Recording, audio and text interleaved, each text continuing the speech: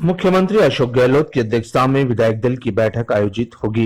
कांग्रेस के विधायक और कांग्रेस के सहयोगी दल भी इसमें शामिल रहेंगे। कांग्रेस प्रदेश प्रभारी अजय माकन, पीसीसी चीफ गोविंद सिंह डोटासरा समेत कांग्रेस के मंत्री और विधायक इसमें शामिल होंगे। राजस्थान सरकार के उप मुख्य सचेतक महेंद्र चौधरी ने कहा कि शादी विवाह का सीजन चल रहा है, विधानसभा बजट सत्र भी शुरू होने वाला है। सभी विधायक वापस जयपुर लौट कर आएंगे। 6 फरवरी से 8 फरवरी तक 3 दिन कांग्रेस के सभी विधायक कोकस स्थित होटल लीला पैलेस में रुकेंगे। कांग्रेस प्रदेश प्रभारी अजय माकन भी जयपुर आ गए हैं। कांग्रेस के चिंतन शिविर में कांग्रेस के वरिष्ठ नेता मौजूद रहेंगे। कांग्रेस के चिंतन शिविर में कांग्रेस के सहयोगी दल के नेता भी होंगे। मुख्यमंत्री अशोक गहलोत ने कहा कि बजट सत्र में जो कार्य किए वह 70% से ज्यादा वादे पूरे हो गए। जन कल्याणकारी योजनाओं का जनता तक प्रचार प्रसार कैसे हो सकता है, उसका ध्यान रखा जाएगा। चिंतन शिविर में सभी विधायकों के साथ चर्चा होगी। सभी अपने विचार मुख्यमंत्री के सामने रखेंगे। महेंद्र चौधरी ने कहा कि स्वर कोकिला लता मंगेशकर की मृत्यु से देश को बहुत बड़ी क्षति हुई। उनके निधन से होने वाली क्षति के कारण पार्टी की ओर से कई कार्यक्रम भी स्थगित कर दिए गए हैं। चिंतन शिविर में साधारण मीटिंग होगी। महेंद्र चौधरी ने बीजेपी पर हमला बोलते हुए कहा कि राजस्थान की जनता ने बीजेपी को विपक्ष में बैठने का मौका दिया था, लेकिन विपक्ष अपनी भूमिका सही रूप से नहीं निभा रहा। बीजेपी में आपसी फूट चल रही है। कई लोग मुख्यमंत्री की दौड़ में लगे हुए हैं। बीजेपी के विरोध प्रदर्शन को लेकर उन्होंने कहा कि सदन को शांतिपूर्ण चलने दे। पहली बार राजस्थान में किसानों के लिए अलग बजट आ रहा है, इसके लिए उन लोगों को भी सुझाव देने चाहिए। सभा का सत्र भी आ रहा है और सारे विधायकों को लौटना भी है। जयपुर में शादी ब्याहों का समय है, क्षेत्र में है। सभी विधायक आज सब लौट आएंगे। आज 6, 7 और 8 3 दिन सब विधायक यहाँ पर रुकेंगे। आलाकमान हमारे राष्ट्रीय महासचिव अजय माकन साहब भी आ गए हैं। सीएम साहब, पीसीसी प्रेसिडेंट साहब और अन्य वरिष्ठ नेता सब लोग यहाँ पर मौजूद रहेंगे। और 3 दिन में चिंतन शिविर होगा कांग्रेस का और कांग्रेस के सहयोगी दल जो भी रहे उसका, तो जो भी आलाकमान के निर्देश होंगे उनकी सभी विधायक पालना करेंगे।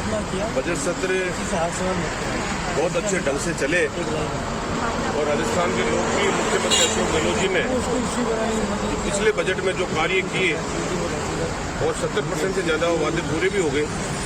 फ्लैगशिप योजनाएं हैं, उनकी जनता के बीच के अंदर उनका प्रचार प्रसार कैसे हो सकता है उसका भी विशेष रूप से ध्यान रखा जाएगा।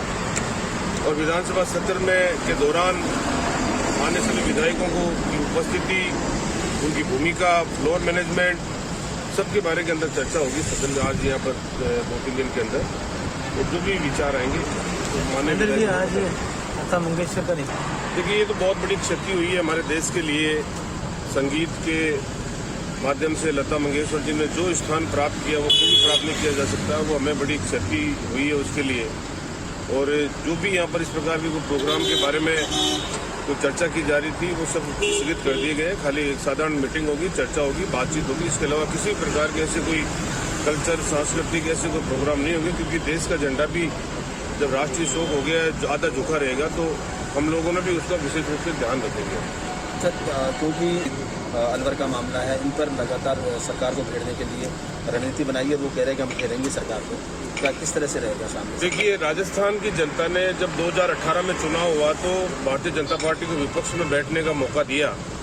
और हमें कई बार इस प्रकार का लगता है कि विपक्ष अपनी भूमिका सही निभा नहीं रहा है, क्योंकि जो इनका आपस के अंदर जो इनके 8-8, 7-7 ग्रुप बने हुए हैं, जो इनके चुनाव अभी है भी नहीं, और जो इनके ग्रुप बने हुए हैं, जो मुख्यमंत्री पद की दौड़ के अंदर जो लोग लगे हुए हैं, उनसे उनका विपक्ष पूरी तरह बिखरा पड़ा हुआ है। ये खाली कैमरे के सामने या टीवी के सामने जरूर बोलते हैं, जैसे विधानसभा शुरू होगी हम ये करेंगे, वो करेंगे, घेर लेंगे, वो कर लेंगे।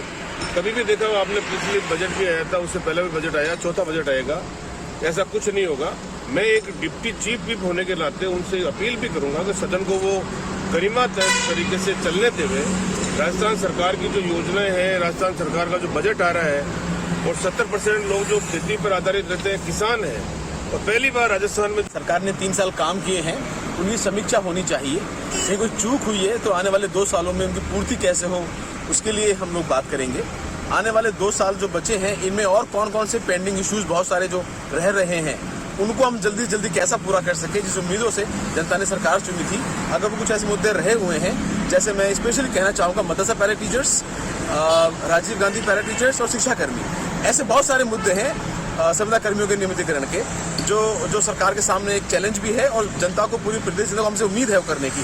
तो हम कैसे जल्द से जल्द उन्हें पूरा कर सके, इस तरह की चीज़ों पर चर्चा होनी चाहिए और जो कमियां हैं उन्हें छांट के हम उनको पूर्ति करें ताकि प्रदेश में पुनः कांग्रेस सरकार बन सके। आप रीट को लेकर क्या सोचते हैं?